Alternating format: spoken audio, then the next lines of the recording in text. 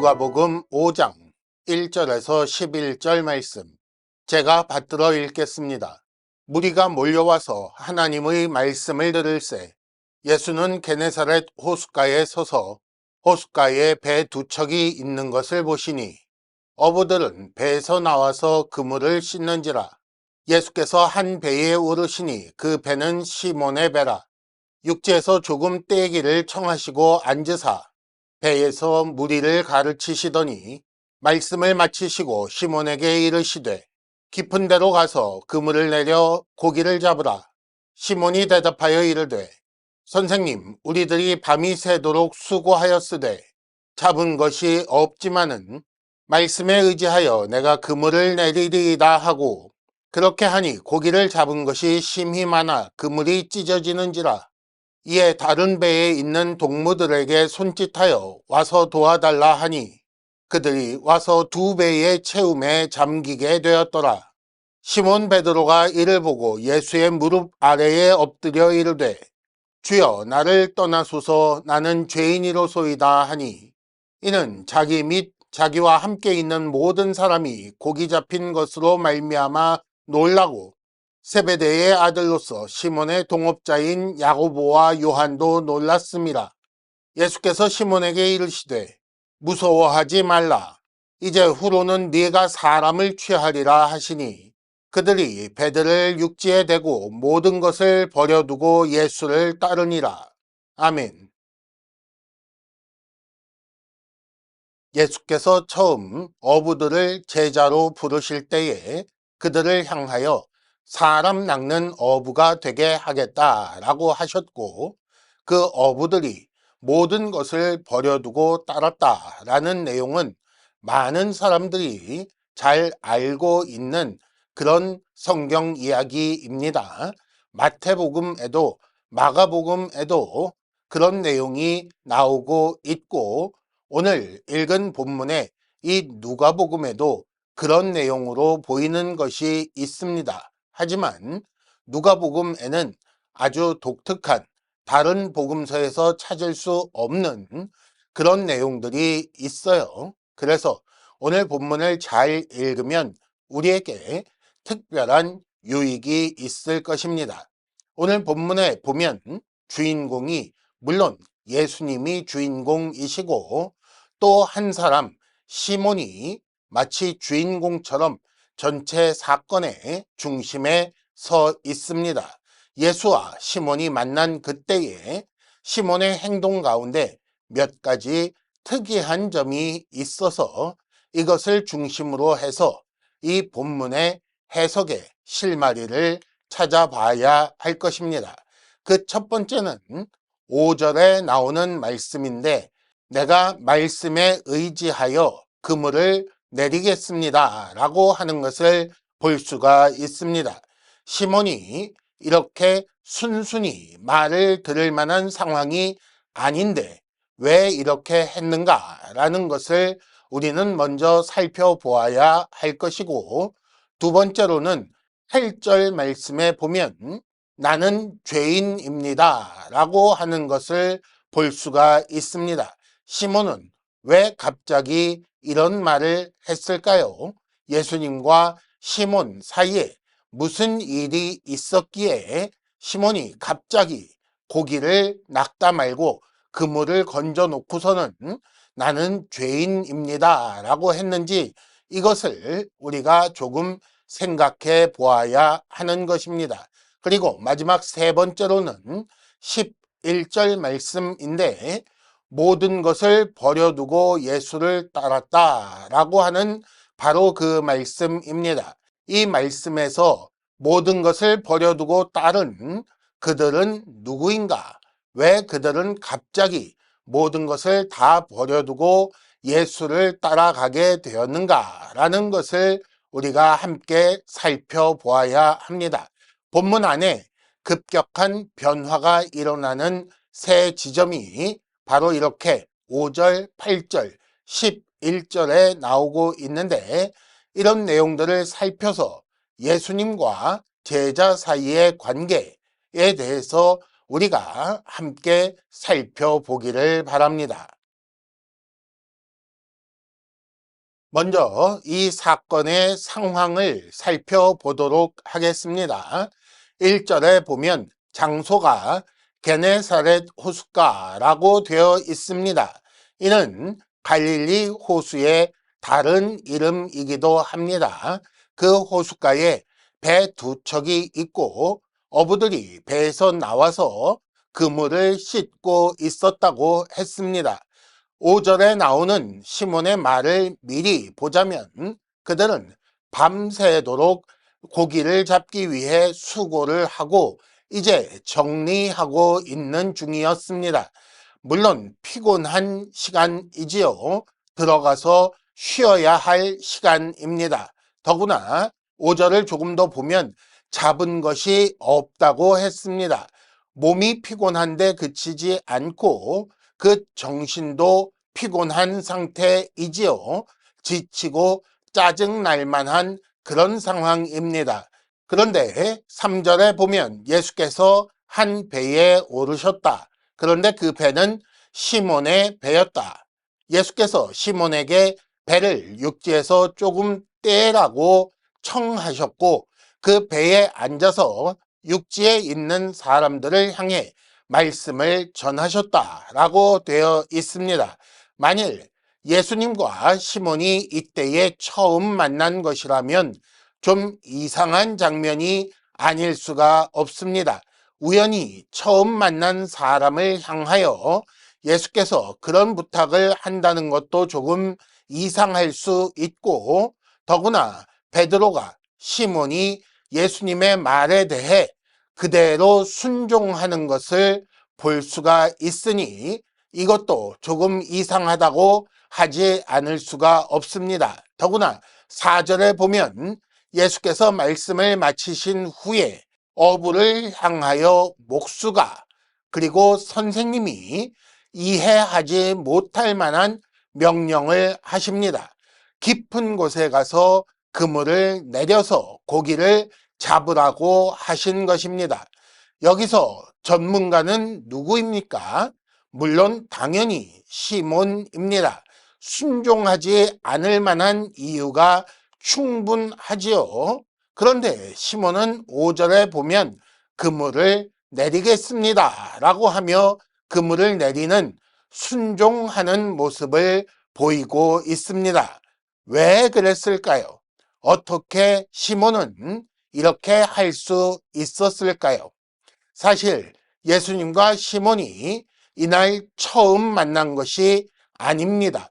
요한복음 1장 40절에 보면 시몬의 형제인 안드레가 원래 자기가 스승으로 모시던 세례 요한의 말을 듣고 예수님이 메시아라는 소식을 듣게 되고 이어서 41절에 보면 그 형제 시몬에게 찾아가서 우리가 메시아를 만났다라고 전달하고 그리고 시몬과 함께 다시 예수께로 갔더니 예수님께서 그 시몬을 보고 장차 게바라고 할 것이라고 즉 베드로라고 할 것이라고 말씀하셨습니다. 그리고 그 후에도 마태복음 4장 18절에서 22절 혹은 마가복음 1장 16절에서 20절에 나오는 것처럼 시몬과 안드레 그리고 요한과 야고보를 제자로 부르셨고 그때에 그들이 예수를 따라 나섰던 그런 경험이 있는 상태입니다. 그 후에 어떤 이유에서인지 이들은 제자로서의 삶을 포기하고 다시 고기잡이로 나서서 그 일을 하던 중에 다시 한번 예수와 만난 그런 사건이 누가복음 오늘 본문에 기록된 이야기인 것입니다. 사건을 이렇게 시간순으로 배열하고 보면 마태복음이나 마가복음에 기록된 것처럼 시몬 같은 어부들을 제자로 부르신 후에 그리고 그들이 다시 고기잡이로 돌아간 후에 예수께서 시몬의 장모의 열병을 고쳐주셨고 그리고 그 후에 오늘 우리가 읽은 이 사건이 기록되어 있는 것으로 볼 수가 있는 것입니다. 그러니 밤을 새워 수고했고 한 마리도 잡지 못하여 피곤한 상황에서도 3절에 나오는 예수의 부탁을, 배를 육지에서 조금 떼라는 그 부탁을 거절하지 못했을 것이고, 그렇게 시몬의 배에 예수께서 앉아서 말씀을 전하셨으니 예수의 말씀을 지금 가장 근접한 곳에서, 가장 가까운 곳에서 시몬이 잘 들을 수밖에 없었던 것입니다. 그 결과 이미 시몬의 마음 속에서 변화가 시작되었고, 그 후에 4절에 나오는 명령에 대해 순종할 수 있도록 변한 것입니다. 그러니 어느 날 갑자기 처음 보는 사람의 말에 시몬이 이렇게 그대로 순종했다고, 단번에 그렇게 됐다고 보지 않는 것이 좋다라고 말씀드리는 것입니다. 시몬이 예수님께 순종한 결과는 어떻게 되었습니까? 6절을 보니까 그렇게 하니 고기 잡은 것이 너무나도 많아서 그물이 찢어질 정도라고 했습니다. 그래서 7절에 보면 다른 배에 있는 사람들을 도와달라고 불렀다라고 되어 있지요. 10절에 나오는 동업자였던 야고보와 요한을 향하여 도와달라고 했던 것으로 보입니다. 그렇게 해서 그 두 배에 채웠는데 얼마나 채웠는가? 너무 많이 담아서 배가 잠기게 되었다, 가라앉을 지경이 되었다라고 되어 있습니다. 이런 일이 어부였던 그들에게도 흔히 있었던 일은 아니라는 증거가 바로 9절 말씀입니다. 9절에 보면 시몬도, 그리고 시몬과 함께 있는 모든 사람도, 그리고 10절에 보면 동업자였던 야고보와 요한도 놀랐다고 되어 있습니다. 이들 모두가 어부였던 사람들인데 그런 일을 경험하지 못했던 것입니다.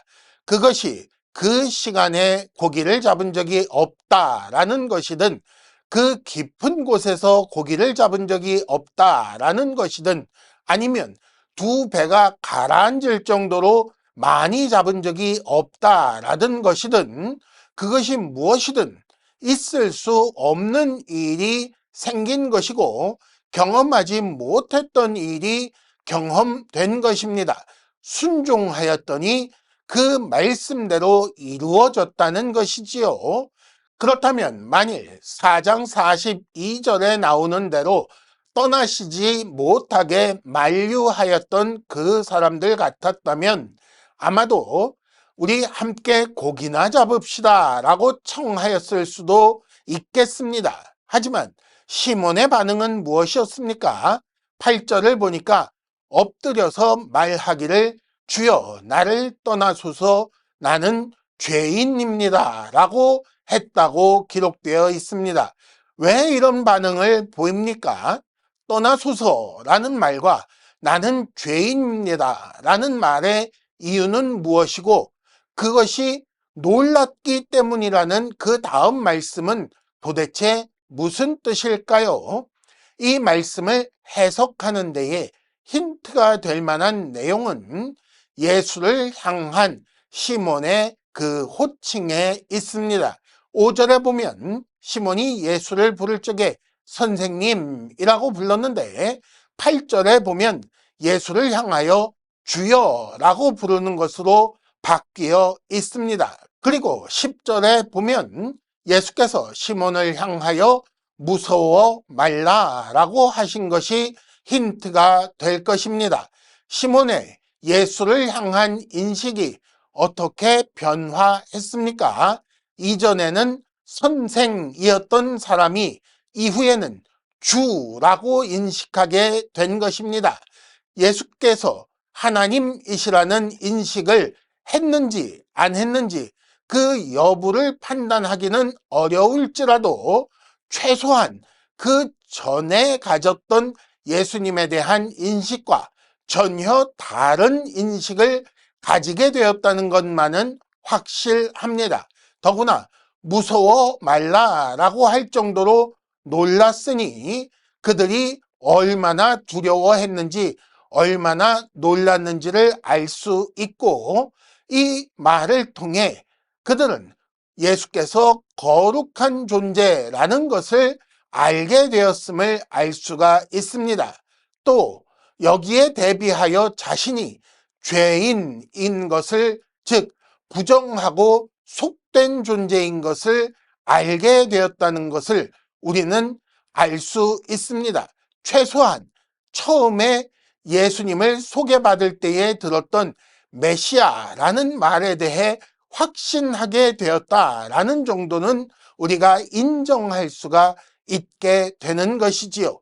그 결과 예수님 앞에서 자기가 얼마나 낮은 존재인지 알게 되었고, 거룩하고 정결하신 분 앞에서 자신이 부정하고 속된 존재이며, 메시아이신 높고 높으신 분 앞에서 자신이 얼마나 낮고 천한 존재인지 알게 되었으며, 그 예수께서 하나님이 보내신 분이라는 사실을 알게 되었으니 엎드려서 떠나소서 나는 죄인입니다 라고 할 수밖에 없었다라고 해석이 되는 것입니다. 이 사건의 의미를 바르게 해석하기 위해 우리는 다시 4장의 이야기를 상기해야 합니다. 나사렛과 가버나움에서 있었던 일을 되새겨 보시기 바랍니다. 두 군데에서 모두 예수께서는 복음을 전하셨습니다. 즉 하나님께서 메시아를 보내셨다. 그 메시아가 바로 나다. 내가 옴으로써 주의 은혜의 해가 시작되었다라고 전파하신 것으로 그렇게 볼 수가 있습니다. 그런데 나사렛에서는 이 말씀을 믿지 않았으니 그 증거가 될 만한 기적을 굳이 보이시지 않았던 것이고, 가버나움에서는 그러나 그 증거가 될 만한 기적을 이리저리 보여주셨던 것입니다. 그러다가 이번에는 시몬을 만나게 되신 것이지요. 그 자리에서도 역시 먼저 말씀을 전해 주셨습니다. 즉 복음을 전하신 것이며, 하나님께서 메시아를 보내 주의 은혜의 해가 시작되었다고 전하셨으며, 그 메시아가 바로 자신인 것을 들려주셨고, 시몬은 가장 좋은 자리에서, 가장 가까운 자리에서 가장 잘 듣게 된 그런 일이었던 것입니다. 그리고 시몬 외에 여러 사람들, 그들이라고 불리우던 어부였던 사람들, 나중에 제자된 사람들을 제자로 부르시기 위해서 예수님은 어부를 위한 맞춤의 증거가 되는 기적을 행해 주셨던 것입니다.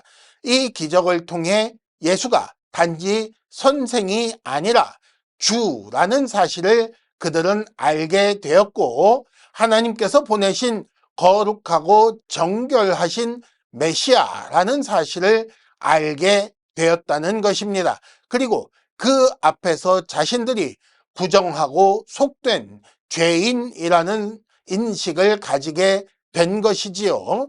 그런데 그 메시아께서 정죄하고 심판하시는 것이 아니라 10절에 보면 이제 후로는 사람을 취할 것이다 라고 해 주신 것입니다. 그들을 일꾼으로 불러주시는 놀라운 일이 있었던 것입니다. 그러면 이게 무슨 말인데 그들이 11절 말씀처럼 모든 것을 버려두고 따르게 되었는가? 지금까지 그들은 어부였습니다. 고기를 취하던 사람들이지요. 그런데 예수께서는 사람을 취하게 될 것이다 라고 하셨습니다. 지금까지와 전혀 다른 삶을 살게 된다는 것입니다. 예수를 따르면 기존의 삶의 방식으로 살지 않는다. 생활의 중심이 변화한다 라고 말씀하신 것이며, 그렇게 하자고 그들을 불러내신 것입니다. 그렇게 해서 뭘 하자는 것입니까? 어부가 고기를 낚듯이 이제는 사람을 취하는 그런 존재들이 되자라고 하신 것입니다. 그렇게 하면 어떻게 되는데요? 낚인 고기가 그 전의 삶에서 완전하고 영구적인 분리를 이루게 되는 것처럼 예수의 부름을 받은 자는 이전의 삶과 완전하고 영구적인 분리를 이루게 되는 것이고, 그런 일을 하자고 부르신 것입니다. 내가 너희를 불러 제자가 되어 이전의 삶에 전혀 경험하지 못한 새로운 삶을 살게 하는 것처럼 너희도 다른 사람들을 제자 되게 하여 그 전과는 전혀 다른 완전히 새로운 삶을 살게끔 하자라고 부르신 것입니다. 그래서 모든 것을 버려두고 따르게 된 것이며 완전하고 영구적인 분리를 선택한 것이며 이쪽에서 저쪽으로 옮기게 된 것입니다. 시몬이 예수의 제자가 된 것은 누구의 공로입니까?